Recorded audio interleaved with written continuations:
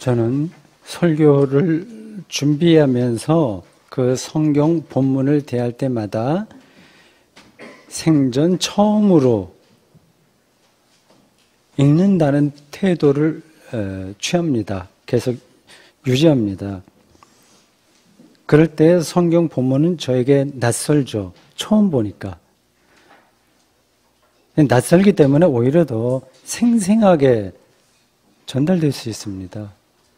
거꾸로 너무 익숙하면 말씀의 깊이를 놓칠 우려가 더 큽니다. 이 세상살이도 사실은 비슷합니다. 오늘 설교 본문인 히브리서 10장 19절에서 25절에도 낯선 단어와 개념들이 여럿 나옵니다. 히브리서는 유독히 더 그렇습니다. 제가 몇 단어를 짚어볼 테니까 여러분들에게 어떤 느낌이 드는지를 선입견 없이 살펴보십시오. 예수의 피, 성소, 휘장, 큰 제사장, 마음의 뿌림, 악한 양심, 물로 씻음, 믿는 도리, 그 날이 가까움 등등입니다. 이게 다 본문에 나오는 단어들이에요. 머리에 선명하게 그림이 그려지십니까? 저는 오늘 여러분을 이 단어들이 가리키는 기독교 신앙의 그 세계 안으로 이렇게 안내해 볼까 합니다. 히브리서 기자는 오늘 설교 본문 첫 구절인 19절에서 예수의 피를 언급합니다. 예수의 피로 성소에 들어갈 담력을 얻었다고 말이죠. 여기서 성소는 예루살렘 성전이나 회당이나 성당, 교회당 같은 건물을 가리키는 게 아닙니다. 성소는 우리말 번역인 이 성소는 헬라어 성경에 나오는 단어 하기온의 번역입니다. 하기온의 원형인 하이오스, 헬라어는 거룩하다 혹은 구별되었다 그런 뜻입니다. 따라서 성소는 세상과 구별된 하나님의 구원 또는 하나님의 생명을 가리킨다고 할 수 있어요. 그래도 여전히 좀 어렴풋하죠. 좀 추상적이라고 느껴지시죠? 더 앞쪽에서 말하면 성소는 하나님의 생명 사건입니다.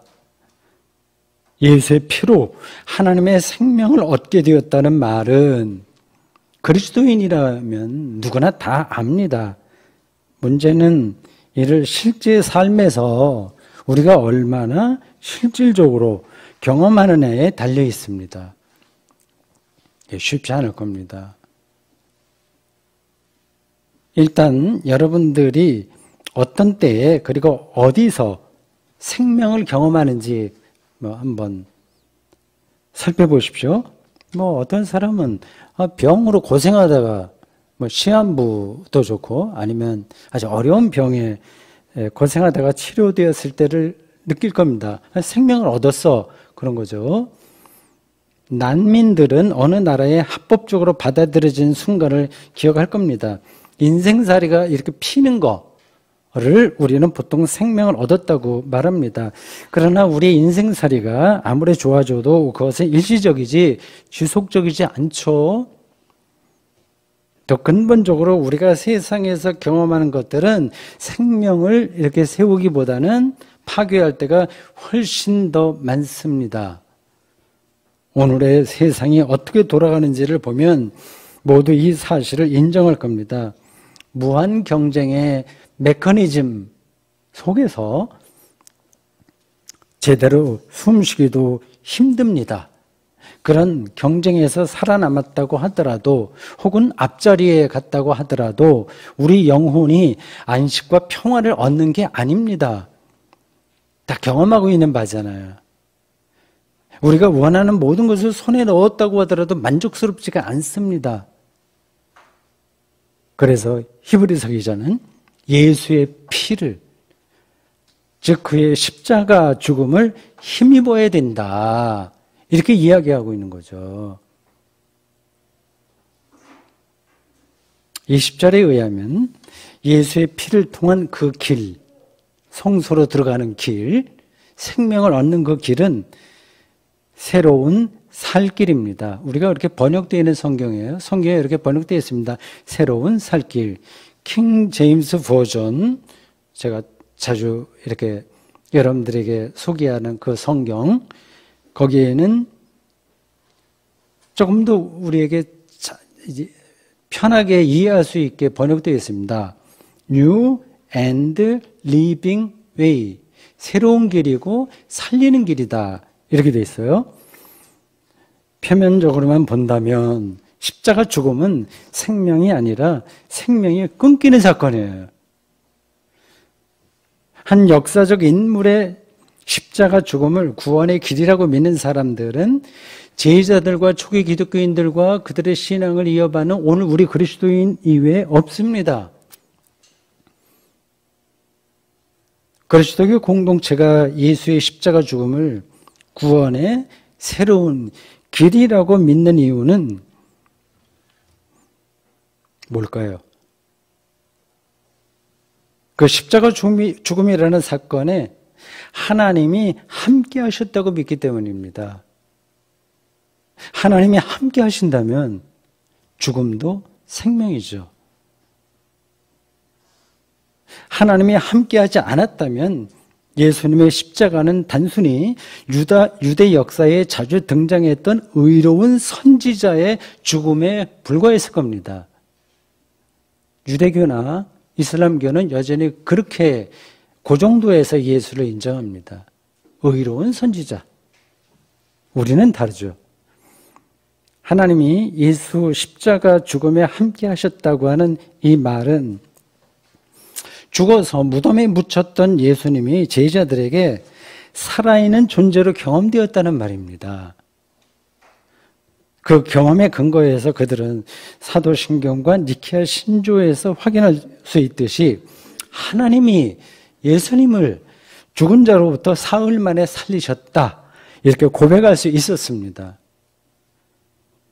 이런 일은 지난 인류 역사에 한 번도 일어난 적이 없었기에 새로운 길이라고, New Way, 그리고 살리는 길이라고, Living Way, 이렇게 본문이 말한 겁니다. 우리가 예수님의 십자가와 부활을 통한 생명 구원 이야기를 단순히 교리 차원이 아니라 실질적인 삶의 차원에서 이해하려면 예수님의 공생애에서 어떤 일이 일어났는지와 연결해서 생각해야 됩니다.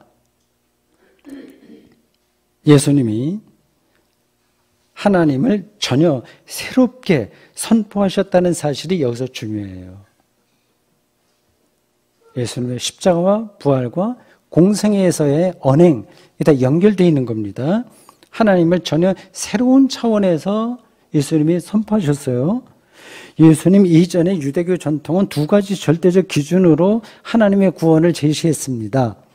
하나는 제사장들이 감당한 예루살렘 성전의 제사 의식이고, 다른 하나는 선지자들이 감당한 말씀 선포입니다. 그 두 전통으로 인해서 사실은 유대민족은 다른 민족과 비교할 수 없을 정도로 아주 뛰어나고 영적인 거룩한 삶을 살 수 있었습니다. 대단한 민족이에요. 그럼 우리가 인정해야 됩니다. 그 유대민족의 역사에서 예수님이 오셨다고 하는 것은 당연한 일일 겁니다. 유대인들은 영토와 정치, 경제 차원에서는 아주 작은 민족이었으나 영적인 차원에서는 큰 민족이었습니다. 성전 제사의식과 선지자들의 말씀 선포가 아무리 높은 수준의 영적인 삶을 성취하게 했더라도 유대 민족이 그것만으로 생명을 온전하게 얻을 수 없었다는 데에 문제가 있습니다. 현대 선진국들이, 우리도 그 반열에 오르려고 길을 쓰고 있죠. 아무리 복지제도를 다양하게 실행해도 문명 2기를 아무리 뛰어나게 발전시키고 화려하게 한다고 하더라도 그것만으로 인간의 온전한 행복을 얻을 수 없는 것과 같습니다. 그 과정에서 유대민족은 결국 율법주의로 떨어졌습니다. 성전 제사의식과 선지자들의 아주 올곧은 말씀 선포의 역사 과정에서 그게 율법주의를 낳게 됐습니다. 복음서에서 확인할 수 있듯이 예수님과 매사에 충돌했던 바리새인들이 이런 율법주의를 대표하는 사람들이었습니다. 바리새인들은 그 사회에서 인정받았고 세리나 죄인처럼 그렇지 못한 사람들은 소외되었습니다. 차별하죠. 요즘 말로 차별. 좀 연봉에 따라서 평가받는 거와 비슷합니다. 다른 사람들에게 인정받아야만 생명에 가까이 간다고 믿는, 즉 행복할 수 있다고 믿는 그런 세상에서는 상대적인 우월감에 만족해하면서 계속해서 수고하고 무거운 짐을 지고 살 뿐입니다. 참된 안식과 자유를 얻지 못합니다. 오늘날 여러분들은 어떻습니까?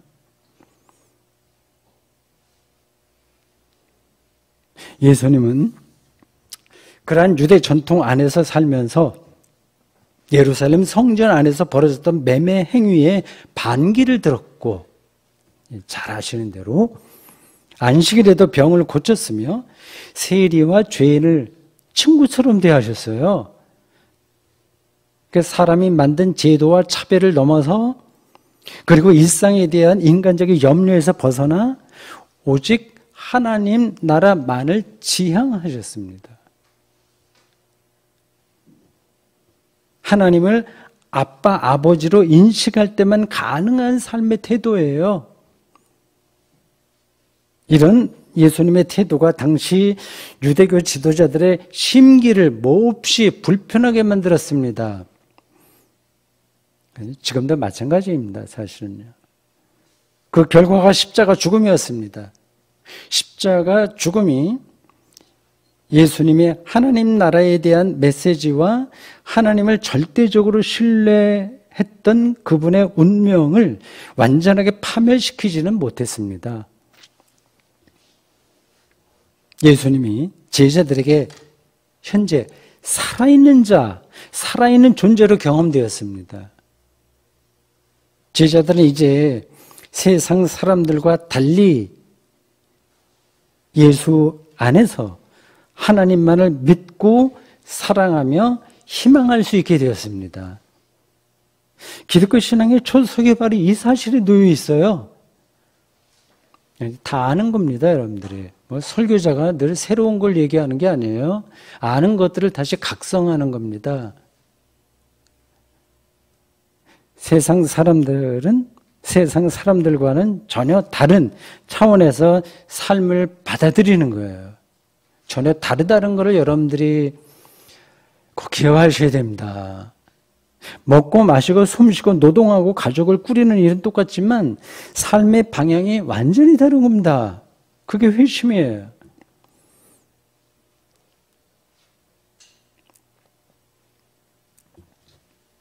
히브리서 기자는 세상 사람들과 다른 방향으로 살아가는 당시 그리스도인들에게 필요한 삶의 태도를 오늘 본문에서 특히 22절에서 24절까지 세 가지로 제시합니다.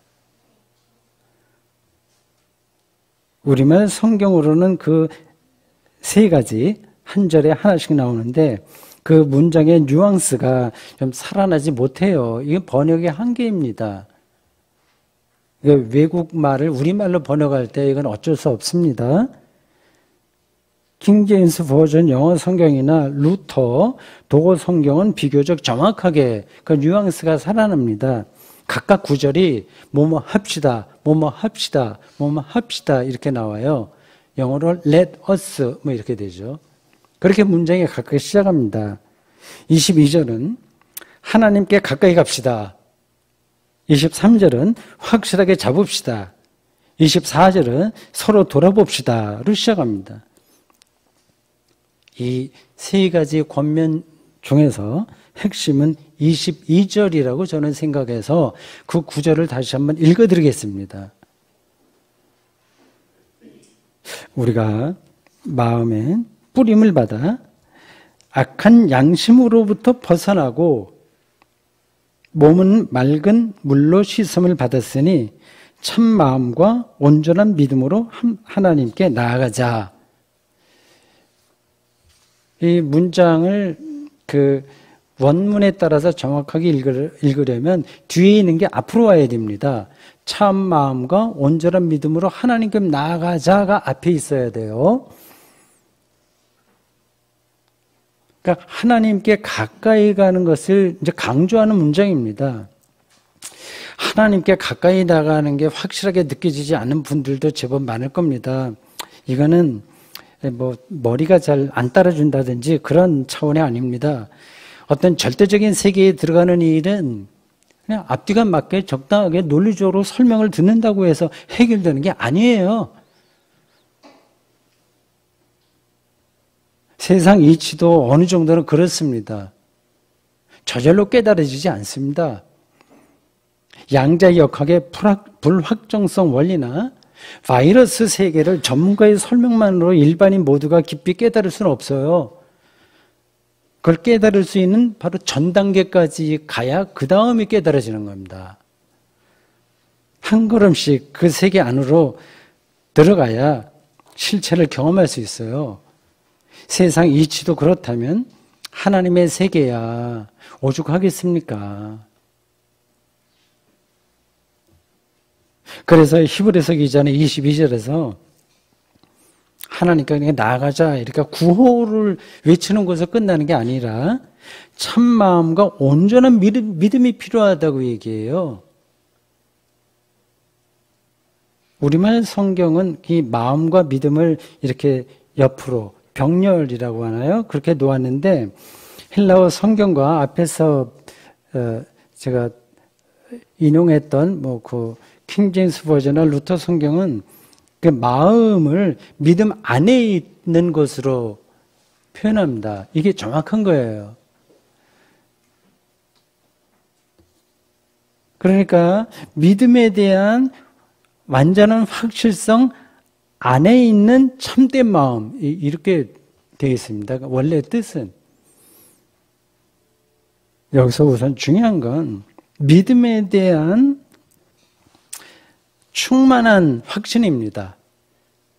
헬라어 성경에는 플레로포리아 이렇게 되어 있는데 플레로마, 충만이라고 하는 뜻이거든요. 충만한 확신, 이게 중요합니다. 믿음에 대한 분명한 확신이 없으면 하나님께 나아갈 수가 없어요.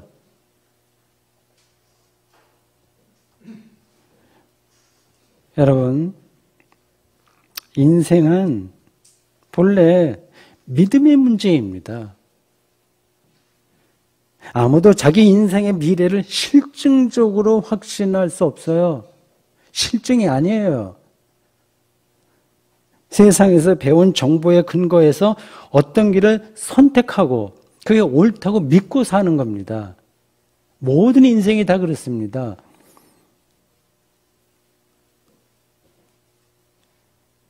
우리가 일반적으로 알고 있는 방식은 이래요. 인류대학교를 나와서 높은 연봉을 받고 좋은 사람 만나서 결혼하고 뭐 등등등등 뭐 그런 거 있죠. 행복하리라고 기대하는 겁니다. 대한민국이 경제대국이 되면 행복한 나라가 되리라고 예상합니다. 그런 기대와 예상은 확실한 게 아닙니다. 개인도 그렇고 국가도 그렇고 인류도 마찬가지예요. 그 미래는 결정되지 않았습니다. 보십시오. 자연과학과 산업발전으로 인류가 잘 먹고 잘 살게 되었으나 인류에게, 아니 지구 전체의 생명체에게 재앙이 될 기후변화가 기다리고 있습니다. 교회가 양쪽으로 크게 성장하면 행복한 교회가 될지 아니면 불행한 교회가 될지 아무도 예측하지 못합니다. 그러면서 그냥 글로 갈 뿐입니다. 이렇게 인간 인식 능력은 본질에서 크게 부족합니다. 피조물의 한계라서 어쩔 수 없어요. 우리 그리스도인들은 오직 하나의 사실에 자신의 운명을 걸고, 즉 믿고 사는 사람들입니다. 예수의 십자가 죽음을 통해서 하나님의 생명을 얻게 되리라는 사실이 그것입니다.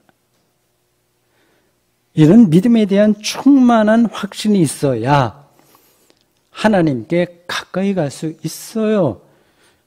여기 기웃하고 저기 기웃하는 방식으로는 하나님께 가까이 갈 수가 없습니다. 계속 제자리에 맴돌거나 후퇴하죠. 오해는 마십시오. 세상 일은 모두 부질없으니 교회 생활에만 매달리면 된다는 뜻이 아닙니다. 그런 태도는 열광주의적 사입이 교도들에게 주로 나타나는 겁니다. 세상 일은 최소한의 상식에 맞춰서 여러분들이 처리하면 돼요. 그래, 과정입니다. 그래, 살아갑니다. 정치적으로 진보를 택할 사람은 그렇게 하시고 보수를 택할 사람은 그렇게 하시면 됩니다. 그게 절대적인 게 아니에요.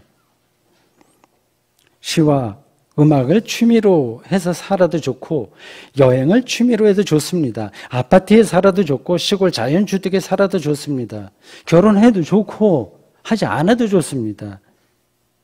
그런 문제는 교양과 상식에 속한 것이니까 그런 차원에서 처리하고 살면 됩니다. 죽음 이후까지 이어지는 자기 인생 전체를 거는 영혼의 문제에서는 예수의 피를 의지해야 됩니다. 다른 길이 없어요. 그런 믿음으로 플레로마 해야 합니다. 이렇게 사는 사람들이 지난 2000년 기독교 역사에 수없이 많았고 지금도 많습니다. 그런 그리스도인들의 충만한 믿음의 삶을 부끄럽다고 여기는 분들은 안 계시겠죠. 세상의 처세술에 비해서 뭔가 좀 부족하다고 여기는 분들은 안 계시겠죠. 우리의 믿음과 확신과 삶의 근거가 없다면 세상의 각종 처세술은 더더욱 근거가 없습니다.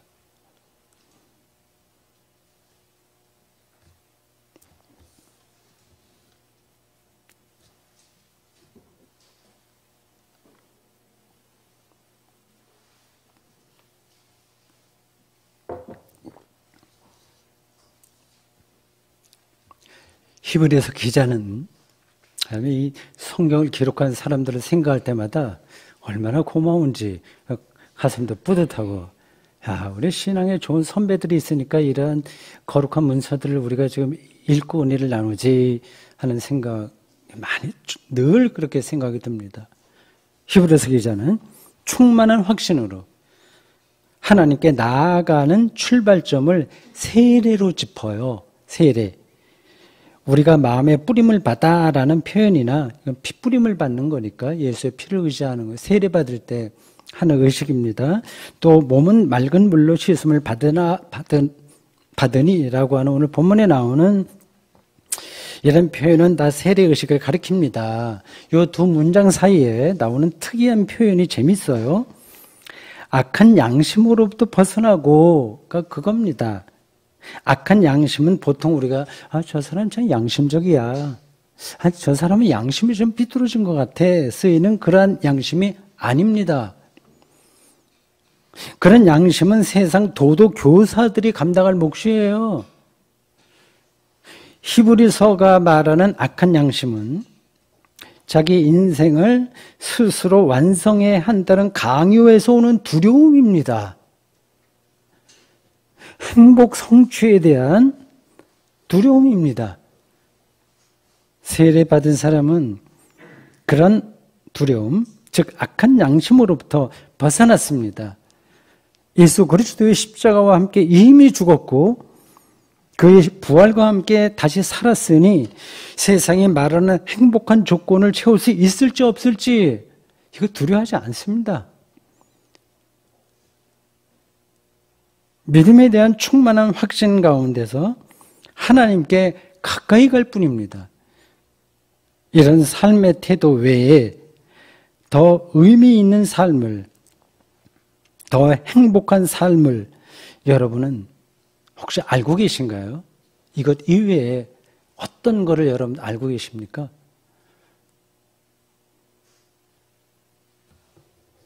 오늘 이 본문을 꼼꼼하게 읽다 보면 25절에서 좀 뜬금없어 보이는 표현이 나온다는 사실을 눈치챌 겁니다. 모이기를 패하는 어떤 사람들의 습관이라고 하는 표현이에요. 당시에도 모이기를 꺼리는 일단의 사람들이 있었던 것 같습니다. 그들의 심정이 이해가 돼요. 아무리 교회 생활을 오래 해도 신앙이 깊어지지 않는데 차라리 그만두는 게 낫지 생각할 수 있습니다. 교회 모임에 나가는 시간이 아까운 거예요. 그 이해가 됩니다. 요즘에도 소위 가난한 교인들이 많다고 하지 않습니까? 특히 젊은 지성인 그리스도인들은 교회에 나가지 않는 경향이 강합니다. 안타깝지만 오늘의 세상이 그런 추세입니다. 스마트폰이 우리의 삶을 장악하고 있죠. 그리고 경쟁이 더 심해졌죠. 그리고 한국교회가 이 세상의 사회에 민폐를 종종 끼치죠.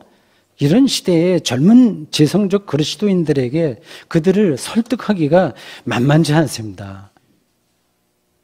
여러분들의 자녀들은 어떻습니까? 히브리서 기자가 함께 모이기를 피하지 말라 어떤 사람들처럼 그렇게 말한 이유는 하나님께 가까이 나가는 일에 수행이 필요하기 때문입니다. 수행이요. 산티아고 순례처럼 한 걸음 한 걸음 나아가는 수행 말입니다. 절대적인 대상을 향하는 삶에는 반드시 이 수행이 필요합니다. 신학성도 그것을 자주 강조했습니다. 아주 널려 있습니다. 신약성경 안에. 두 구절만 읽으면 다음과 같습니다. 빌립보서 3장 12절. 내가 이미 얻었다 함도 아니요 온전히 이루었다 함도 아니라 오직 내가 그리스도 예수께 잡힌 바 된 것을 잡으려고 달려가노라. 뭐 수행이죠. 베드로전서 5장 8절. 근신하라 깨어라 너희 대적마귀가 우는 사자같이 두루다니며 삼킬 자를 찾나니 근신하고 깨어있는 게 수행입니다. 그렇지 않으면 졸아요, 우린요. 1년 12달 52주 예배 한 번도 빠지면 안 된다는 식의 율법으로 이 말씀을 듣지는 마십시오. 그런 식이라면 예배도 습관이 되어버리고 업적 신앙으로 떨어질 수 있습니다. 예배와 그리스도인 간의 층계를 통해서 영혼이 깨어있는 게 중요합니다. 혼자서는 안 됩니다. 자기가 지금 어디를 가고 있는지 성찰하는 영혼으로 사는 거예요. 자기가 이전보다 훨씬 더 자유로워졌는지 참된 안식에 조금이라도 더 깊이 들어갔는지를 진지하게 질문하는 겁니다. 그러한 영적인 태도, 수행적인 태도를 오늘 본문 25절 후반절은 그 날이 가까움을 볼수록 더욱 그리하자 이렇게 표현했습니다. 그 날이 가까웠다는 사실이 눈에 들어와야 하나님께 나아갈 마음이 들지 않겠습니까? 죽음이 바로 내일로 다가왔을지 모르는데 어떻게 하나님께 가까이 가지 않겠습니까? 사랑하는 성도 여러분, 우리는 실제로 삶을 살고 있을까요? 아니면 그럴듯한 세상 논리에 적당하게 길든 건 아닐까요? 잠시 달콤한 맛만 제공하는 설탕물에 붙어있는 꿀벌인지, 실제로 꽃의 꿀을 빨아들이는 꿀벌인지 자신 있게 말씀하실 수 있습니까? 저 자신도 분명하게는 모릅니다. 제가 어떤지를. 다만 히브리서 기자의 강력한 권면에 따라서 수행하듯이 하나님께 가까이 가는 일에 최선을 다하면서 그분이 저를 불쌍히 여기시고 키리에 엘레이송 함께해 주시기를 임마누엘 간구할 뿐입니다. 아멘.